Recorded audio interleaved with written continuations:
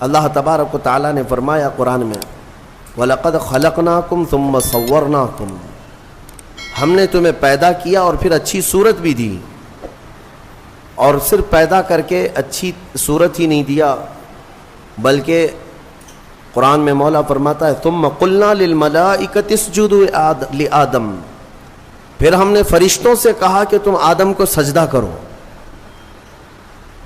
یہ تخلیق کی جو ابتدا ہے اس کے متعلق جو روایات ملتی ہیں تفاسیر میں، چند باتیں میں عرض کرتا ہوں۔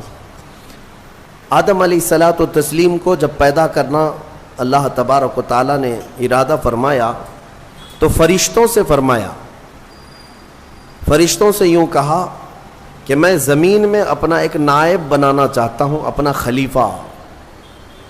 اب اندازہ کریں انسان کو اللہ نے اپنا خلیفہ فرمایا، نائب کس بات کا؟ خلیفہ کیا ہوتا ہے؟ یعنی اللہ تبارک و تعالیٰ کے احکام کو زمین پر نافذ کرنے والا، اسی کو خلیفہ کہیں گے۔ خلیفہ کا مطلب وہ مت سمجھو آپ جو پیر صاحب کے خلیفہ ہوتے ہیں۔ اللہ تبارک و تعالیٰ کی رضا کے مطابق اس زمین پر زندگی گزارنے والا اور احکام الہیہ کو ہی نافذ کرنے والا وہ خلیفہ ہے زمین پر۔ تو فرشتوں سے جب اللہ نے یہ فرمایا تو فرشتوں نے کہا کہ اے رب تو ایسے کو اپنا خلیفہ بنائے گا جو زمین میں جانے کے بعد قتل و غارت کرے گا، خون ریزیاں کرے گا، فساد کرے گا؟ ہم تو تیری اچھی تسبیح کرتے ہیں، ہم تیری پاکی بولتے ہیں، تیری عبادت تو ہم پوری کرتے، تو انسان کو اپنا نائب اور خلیفہ کیسے بنائے گا؟ رب تبارک و تعالیٰ نے فرمایا انی اعلم ما لا تعلمون، جو میں جانتا ہوں وہ تم نہیں جانتے۔ یہاں سے کچھ باتیں سمجھ میں آتی ہیں۔ فرشتوں کو کیسے پتا تھا کہ زمین پہ جانے کے بعد یہ خون ریزی کرے گا، فساد کرے گا؟ لوگ تو رسول کے علم غیب کا انکار کرتے ہیں، وہ تو فرشتوں کی بات ہے۔ ابھی انسان کو بنایا بھی نہیں ہے، زمین پہ بھیجا بھی نہیں ہے، اس سے پہلے ہی فرشتے کہہ رہے ہیں کہ ایسے کو تو خلیفہ بنائے گا جو زمین میں جانے کے بعد فساد مچائے گا، قتل و خون ریزی کرے گا۔ صاف الفاظ ہیں قرآن پاک میں۔ میرے عزیزو، فرشتوں نے جنات کے حالات کو دیکھا تھا۔ پہلے جنات بنائے گئے تھے، زمین پر بھیجے گئے تھے، انہوں نے خوب فساد مچایا، یہاں خوب قتل خون ریزیاں کیں، پھر زمین سے انہیں جزیروں کی طرف بھگایا گیا۔ تو تفسیر میں کہا گیا ان واقعات کو دیکھ کر شاید فرشتوں نے عرض کیا ہو، اور بعض نے فرمایا اتنا غیب کا علم تو اللہ نے فرشتوں کو بھی دیا کہ انسان کی وہ فطرت سے واقف تھے، اس لیے انہوں نے یوں کہا۔ اب اللہ تبارک و تعالیٰ نے جو فرمایا میں جو جانتا ہوں وہ تم نہیں جانتے، یقیناً حق ہے۔ پھر آدم علیہ السلام کو بنانے کا کام شروع ہوا۔ کیسے؟ فرمایا گیا زمین کی مختلف جگہوں کی مٹی اٹھانے کا حکم دیا گیا۔ زمین کی الگ الگ جگہ کی مٹی اٹھا لائیں۔ کئی روایات ہیں اس میں۔ جبرائیل علیہ السلام آئے، زمین کی الگ الگ جگہ سے مٹی وہ جمع کر رہے تھے، تو زمین نے بھی رونا شروع کیا کہ مجھ سے مٹی لے جا رہا ہو، اس سے انسان بنایا جائے گا، پھر یہ واپس آئے گا میرے ہی اوپر فساد کرے گا، خون ریزیاں کرے گا۔ پتہ چلا زمین کو بھی معلوم ہے، زمین کو بھی معلوم ہے بعد میں ہونے والی چیزیں۔ تو جب زمین نے رونا دھونا کیا تو یہ روایات بعض تفاسیر میں ہیں، میں صرف آپ کو اس کی صحت اور ضعف پر کلام نہیں کر رہا ہوں، عرض کر رہا ہوں۔ جبرائیل علیہ السلام واپس رب تعالیٰ کی بارگاہ میں آئے، عرض کیا کہ مجھے زمین پر بڑا ترس آیا، زمین پر بڑا رحم آیا، وہ مٹی چھوڑ آئے۔ اسی طرح کئی فرشتے آئے، میکائیل علیہ السلام، اسرافیل علیہ السلام، زمین کا وہی رونا دھونا تھا۔ پھر اسرائیل علیہ السلام آئے، جب زمین نے ان سے یہ کہا کہ کیوں اٹھا لے جاتے ہو، تو انہوں نے زمین کے رونے دھونے کا کچھ خیال نہیں کیا، وہ جگہ جگہ سے مٹی اٹھا لیا اور رب کی بارگاہ میں لے کر پہنچ گئے۔ مٹی لائی گئی مختلف جگہوں کی، اب اسے گوندھا گیا، مٹی کو گوندا گیا۔ وہ پانی کیا تھا وہ اللہ بہتر جانے، جنتی پانی تھا۔ مٹی کو جب گوندھا گیا یہ پورا پروسیس قرآن میں بیان کیا گیا ہے اور بعض احادیث میں بھی ہے. گوند کر کے جب اس کو تیار کیا گیا، پورا ایک پتلا، ایک شکل بن گئی، تو اب اسے سکھایا گیا. قرآن میں یہ بھی فرماتا ہے رب تعالیٰ وَلَقَدْ خَلَقْنَا الْإِنسَانَ مِنْ صَلْصَالٍ كَالْفَخَّارِ، یعنی بجتی ہوئی مٹی جو ہوتی ہے نا، مٹکا جیسے ٹک ٹک آواز آئے، بجتی ہوئی مٹی سے ہم نے انسان کو بنایا. جب پورا پتلا تیار ہوا پھر اس پر بارش برسائی گئی، اس پر 40 دن تک بارش برسائی گئی مضبوط کرنے کے لیے. اب اس پتلے پر جو بارش برسی اس کے بارے میں بزرگوں نے فرمایا 40 دن کی بارش میں 39 دن تک غم کی بارش ہوئی، 1 دن خوشی کی بارش ہوئی. اس لیے انسان کی زندگی میں غم زیادہ ہیں، خوشیاں کم ہیں. عید تو سال میں ایک ہی بار آتی ہے، خوشیاں کم ہیں، غم زیادہ ہے. تو یہ 40 دن کی بارش کے بعد اب جب اس پوری شکل کو اللہ تبارک و تعالیٰ نے ترتیب دیا. ہاں ایک بات یہ بھی میں بتا دوں، اللہ تبارک و تعالیٰ قادر مطلق مسبب الاسباب، جب وہ دنیا کی تخلیق پر آئے تو کن کہے تو سب ہو جائے. کن فیکون، قرآن میں وہ رب تعالیٰ فرماتا ہے ہو جا تو سب ہو جاتے ہیں. ہو جا، زمین کو اس نے کہا ہو جا تو زمین بچھ گئی. ایسا نہیں کہ الگ الگ بیڈ ڈالا گیا ہو کہیں سے. رب تبارک و تعالیٰ وہ قادر مطلق ہے، کن سے ساری چیزوں کو وجود میں لے آئے. لیکن انسان کو جو بنایا گیا، یہاں پر بھی ہو سکتا ہے کہہ دیا جائے ہو جا تو ہو جاتا، تیار ہو جاتا، لیکن باضابطہ ایک پروسیس سے اسے گزارا گیا ہے. یہ اس کی شان کے لیے.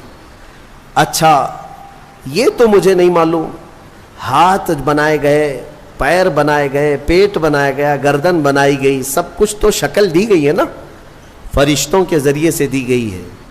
لیکن فرمایا گیا انسان کے چہرے کو اللہ نے اپنے دست قدرت سے بنایا.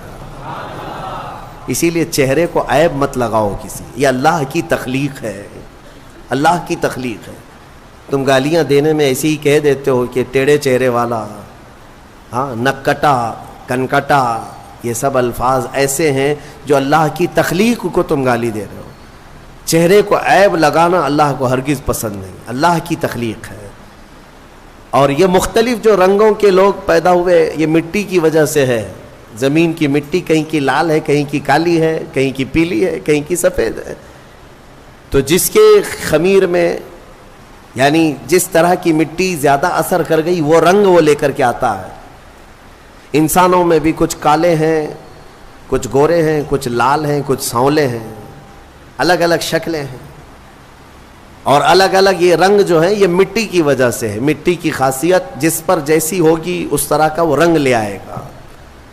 ہاں اسی لیے اس پر صبر بھی کر لے جاؤ جو رنگ تمہارے پاس ہے، کہ یہ ہماری خمیر میں ہے، یعنی ہماری سرشت میں اس کو داخل کیا گیا اس رنگ کو. یعنی اگر کسی کے کانٹینٹ میں مینوفیکچرنگ میں ہی وہ چیز آ گئی ہو تو بعد میں پاؤڈر لالی لگانے سے کیا ہونے والا ہے. لہذا اس بات کی فکر میں مت رہو کالے ہیں تو میں گورا ہو جاؤں. اور کچھ لوگ ایسے بھی ہیں، میں نے دیکھا ہے انگریزوں کو وہ نمک والی مٹی لگا کر سمندر کے کنارے ننگے سوتے، تھوڑا کالے ہونے کا شوق ہے ان کو، تھوڑا کالے ہونے کا شوق ہے کیونکہ اجلے زیادہ ہے، اور ادھر کالوں کو گورے ہونے کا شوق زیادہ ہے. اس کا مطلب یہ ہے کہ یہ کسی چیز میں انسان قناعت نہیں کرتا، اسے صبر نہیں ہے، کسی چیز پر یہ راضی نہیں ہے. تو بہرحال اس بات پر راضی ہو جاؤ کہ میرے مولا کی تخلیق ہے یہ، اور اس نے جیسا پسند کیا ویسے مجھے بنایا. بس اس بات پر صبر آ جائے گا. کوئی بھی اپنا چہرہ آئینے میں دیکھے تو دعا بھی میرے آقا نے کیا سکھائی پتہ ہے؟ دعا بھی چاہے کالے آدمی ہو، گورے آدمی ہو، کسی بھی طرح کے ہو، ایک ہی دعا حضور نے تعلیم دی، ایک ہی دعا. آئینہ دیکھو تو یہ دعا پڑھو، اللہم حسنت خلقی فحسن خلقی. اے اللہ تو نے میرا چہرہ کتنا اچھا بنایا ہے، مولا اسی طرح میرے اخلاق بھی اچھے بنا دے. یہ دعا حضور نے فرمائی. تو کیا کالا آدمی یہ دیکھ کر کے دعا نہیں کرے گا؟ سانولا نہیں دعا کرے گا؟ ہر آدمی یہی دعا کرے گا کہ اے اللہ تو نے میرا چہرہ کتنا اچھا بنایا، کتنا اچھا بنایا. ہاں دعا یہی کیا کرو کہ اللہ نے سب کے چہرے اچھے بنائے. تمہیں اندازہ نہیں ہے. اور چہرے کو عیب لگانا اتنا گناہ ہے. میں آپ کو بتاؤں، آپ کی کیفیت جو ہے نا، آپ کی کیفیت، آپ اتنے خوبصورت ہیں، اتنے خوبصورت ہیں جس کا آپ کو خود کو اندازہ نہیں ہے. خلیفہ ہارون رشید نے اپنی بیوی سے ایک دن رات میں 14ویں کا چاند چمک رہا تھا. باہر یہ لوگ رات میں سوئے ہوئے تھے. بادشاہوں کو ایسی کبھی نہ کبھی شرارت سوچتی ہے. کہہ دیا کہ بیگم اگر تو یہ 14ویں کے چاند سے زیادہ خوبصورت نہیں نکلی تو تجھے طلاق. اگر بیوی اس سے زیادہ خوبصورت نہیں نکلی تو تجھے طلاق. آپ یہ جملہ نہ کہیں. وہ خلیفہ تھا، وہ بادشاہ تھا، اس نے کہا اب طلاق کا لفظ یہ معمولی نہیں ہے، گالی نہیں ہے، یہ گولی ہے. ہاں بعض لوگ یہ سمجھتے ہیں گالی دینے کے لیے بیوی کو طلاق کہا ہے. میاں گالی نہیں ہے، یہ رشتے ختم ہو جاتے ہیں. دوسرے دن یہ مسئلہ اٹھا. ملکہ نے، بیگم نے مسئلہ رکھا کہ آخر میری طلاق ہوئی یا پھر میں نکاح میں ہوں. یہ کیسے پتا چلے گا کہ میں چاند سے زیادہ خوبصورت ہوں کہ نہیں؟ یہ کون بتائے گا؟ تو بہت سارے علماء اس بحث میں مشغول ہو گئے. سبوں کو عاجزی آ گئی. بڑے فقیہ تھے اس زمانے میں، ایک بہت بڑے فقیہ.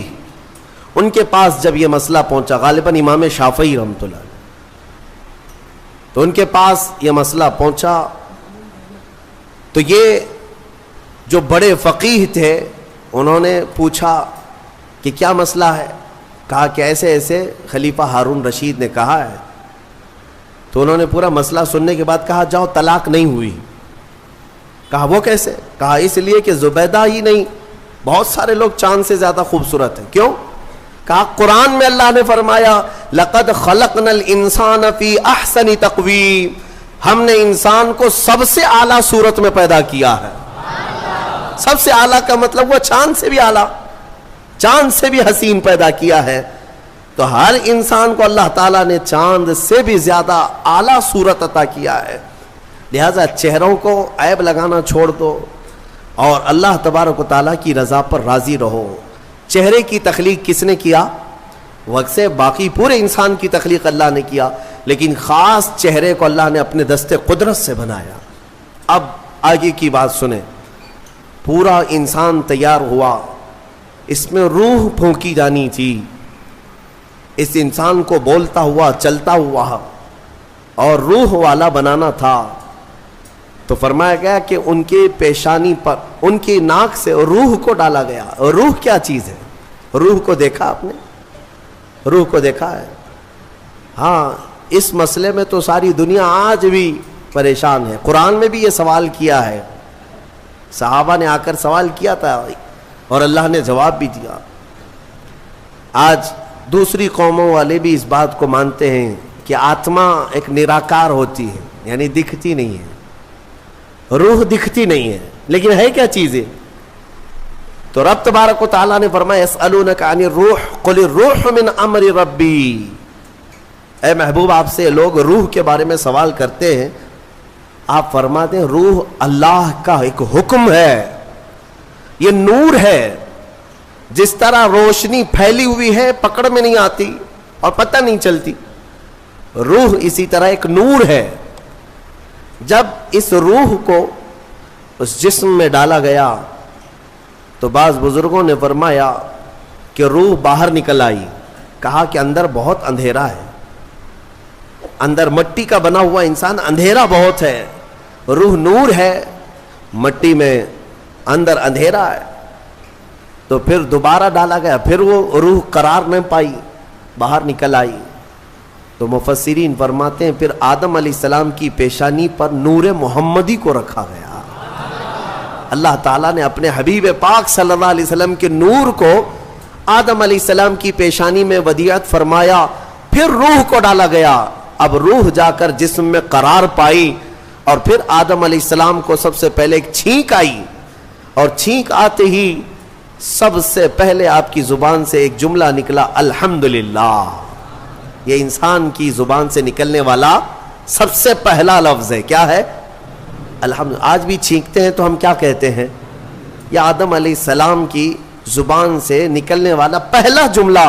لیکن کمال تو دیکھیں، رب تعالیٰ نے اپنا آخری کلام قرآن اپنے حبیب پر اتارا بھی ہے تو اس کی ابتدا بھی کہاں سے فرمایا؟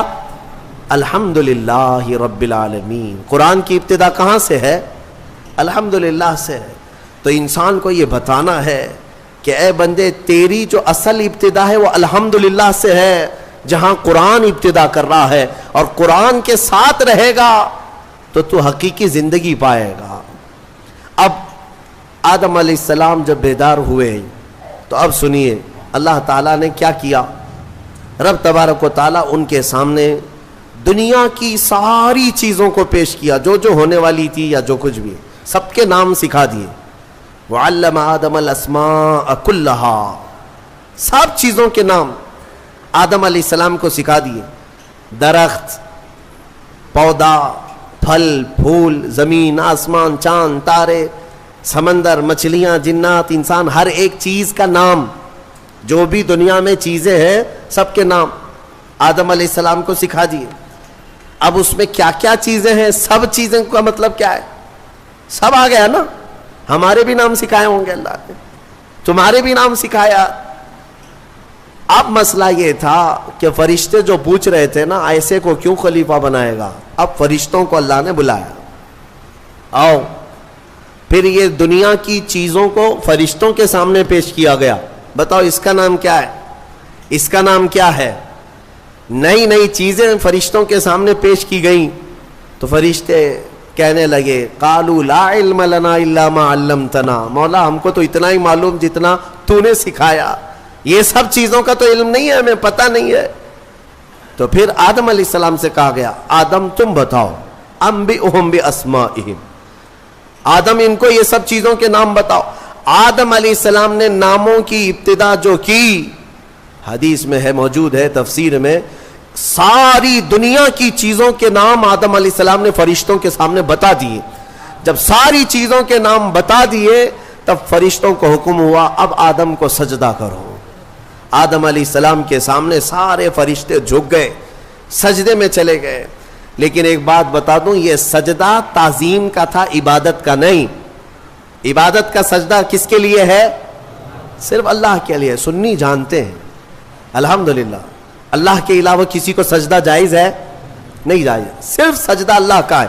لیکن آدم علیہ السلام کو جو سجدہ کرایا گیا تھا وہ تعظیم کا سجدہ تھا، ان کے علم کی تعظیم. اب حکم جو ہوا ہے وہی قرآن میں آج ہم نے پڑھا ہے. اللہ نے فرمایا سب کے سب سجدہ کرو، سب سجدے میں چلے گئے.